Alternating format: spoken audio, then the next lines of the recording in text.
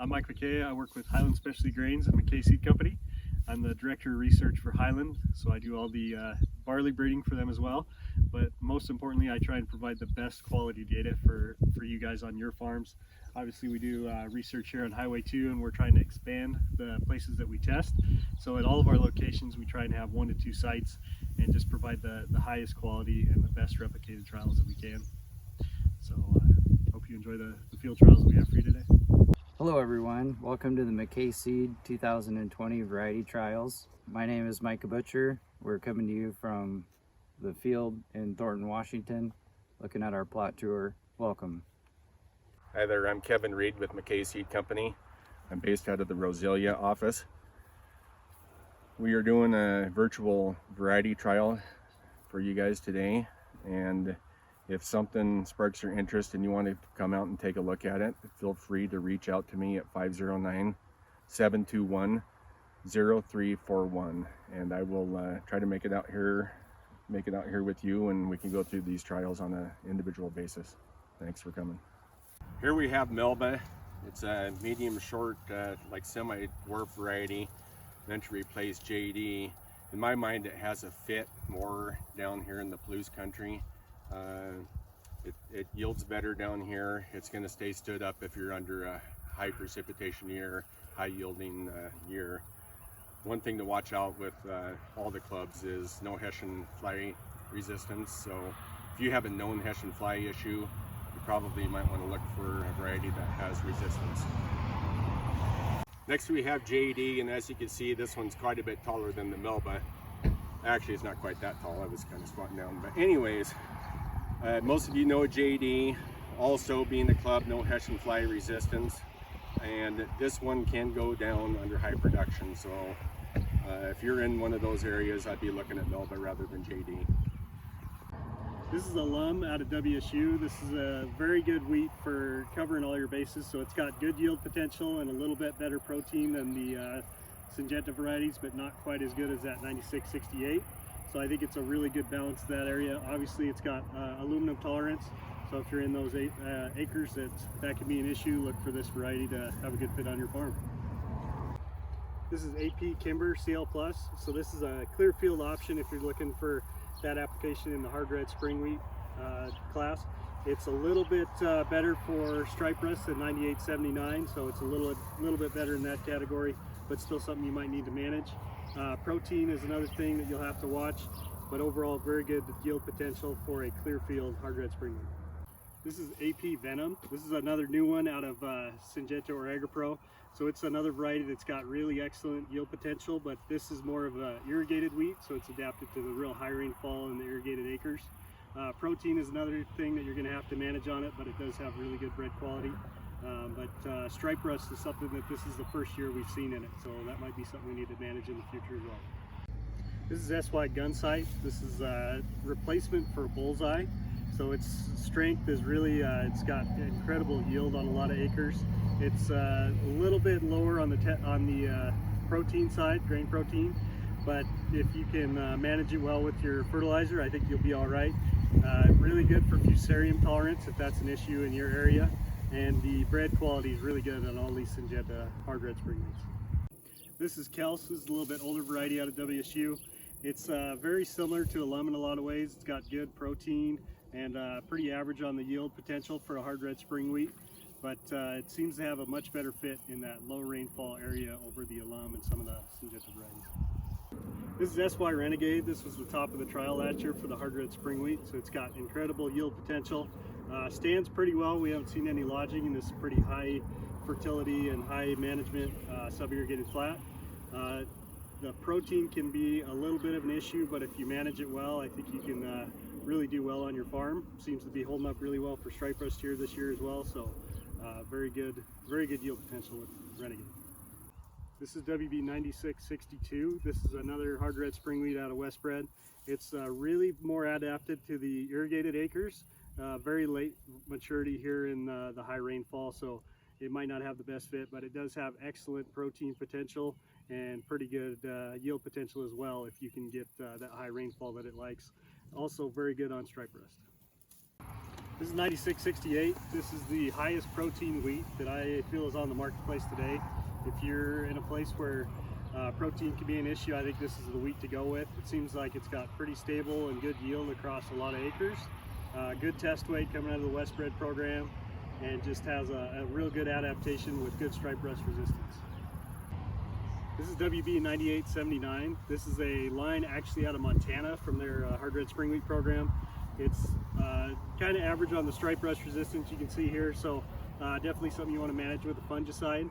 The protein is pretty good, but really its best fit is when you need that clear field application on hard red spring wheat. It's a solid stem variety also, not a big issue here, but something they look for in Montana. This is Altorado. This is the newest feed barley that we released.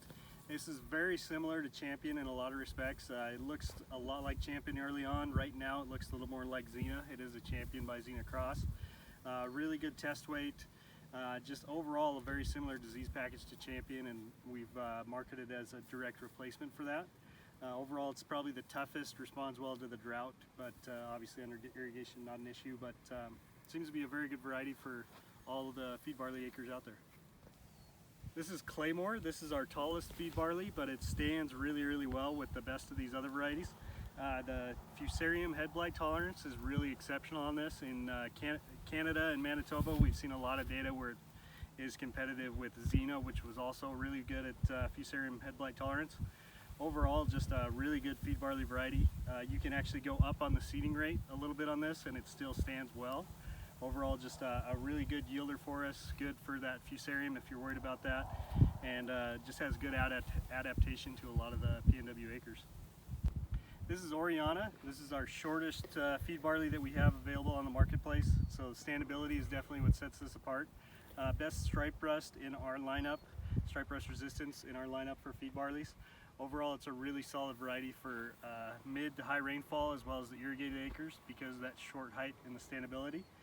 Responds really well to a lower seeding rate just because of the extra tillers that it puts out. So overall, a really good variety that puts out a lot of tillers and is going to perform well in a lot of the acres. This is BG012. This has kind of been our staple in the food barley market for a lot of years.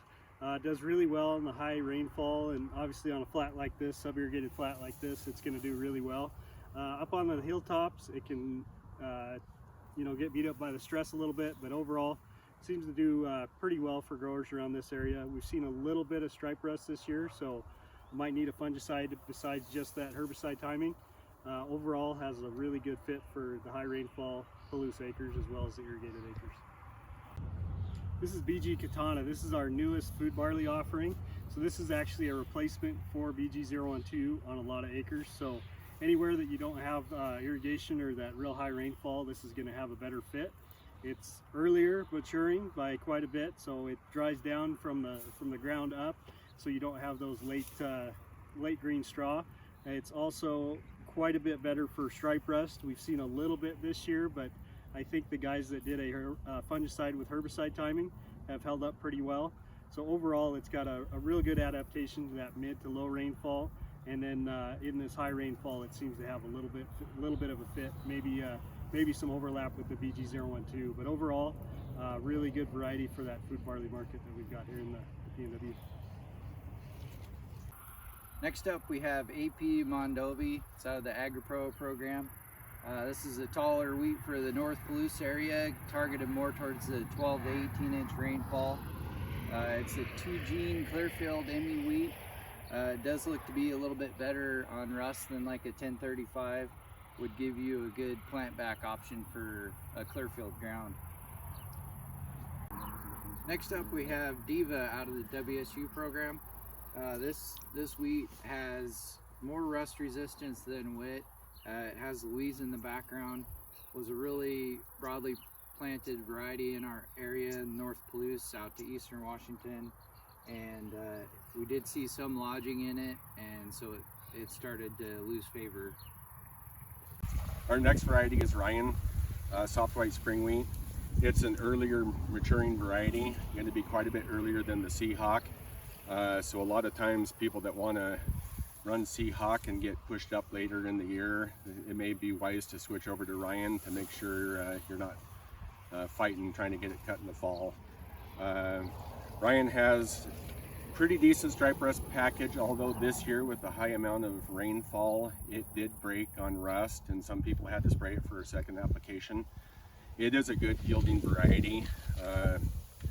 It's a medium variety, a little shorter than the Seahawk. It's a good one, has good aluminum tolerance, and you may take a look at it. Our next soft white spring variety we have is called Seahawk. This variety has done really well for us in the North Palouse, but is adapted for other areas of the state and into Idaho. It is a medium late maturing variety. It tends to grow kind of prostrate early, putting down roots, but then it will jump up towards harvest and fill in really strong. It's a cross of wit with Alpawa. It does have H-tap resistance, pretty good on disease. It is a high yielding variety, and like I said, does pretty well in a lot of areas.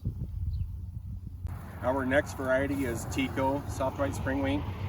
It's supposed to be a medium short variety, but on a year like this, I would say it's slightly taller than Ryan.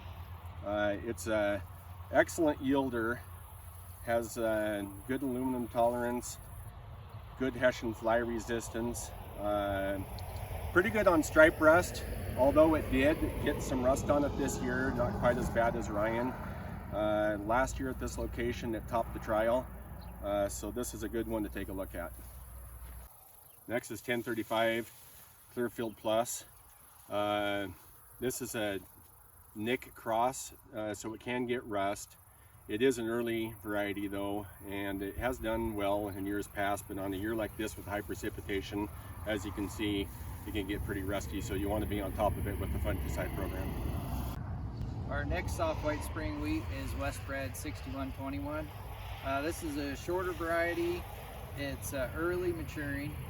It's a cross out of Nick, but they added in the rust resistance, so it's actually pretty good on rust.